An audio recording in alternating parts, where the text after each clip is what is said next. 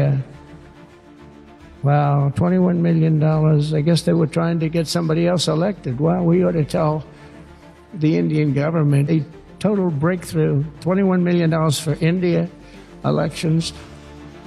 America में बैठी हुई कुछ आकाओं ने भारत की सरकार को गिराने के लिए करोड़ों रुपए का फंड अलॉट किया था 2024 में। कोई अफवाह नहीं है, खुद अमेरिका के प्रेसिडेंट डोनाल्ड ट्रंप ने ऑन कैमरा इस बात को माना है।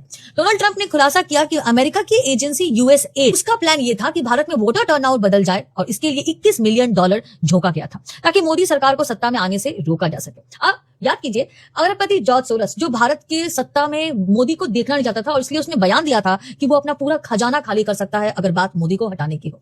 आपको 2024 का चुनाव अगर याद होगा तो आपको ये भी याद होगा कि अचानक से विदेशी मीडिया बहुत एक्टिव हो गया था और इंटरनेट पे एक नेगेटिव पूरा नैरेटिव फैला गया था कि उस मोदी जो है वो देश के लिए खतरा है और माइनॉरिटीज के लिए खतरा है, पिछड़ी जातियों के लिए खतरा है। कॉन्स्टिट्यूशन बदलने की भी बात इसी चुनाव में की गई थी।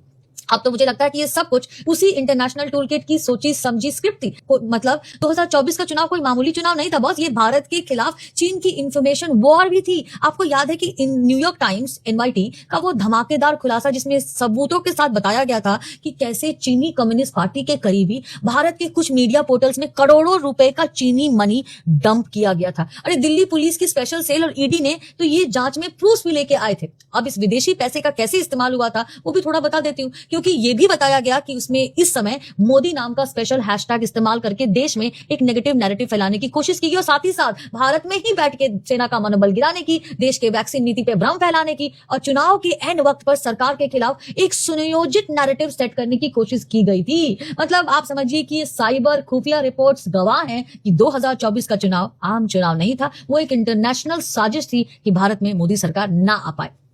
फर्जी सोशल मीडिया अकाउंट्स बनाए गए थे, इतने की गिनती करना मुश्किल है। और संचालित कहां से हो रहे थे? सब या तो अमेरिका से संचालित हो रहे थे या चीन से संचालित हो रहे थे। शायद कोशिश ये रही होगी कि भारत में कोई राष्ट्रवादी सरकार ना रहे बल्कि एक कमजोर और फ्रेंडली सरकार आए जो चीन और अमेरिका के इरादों के सामने घुटने टेक देती।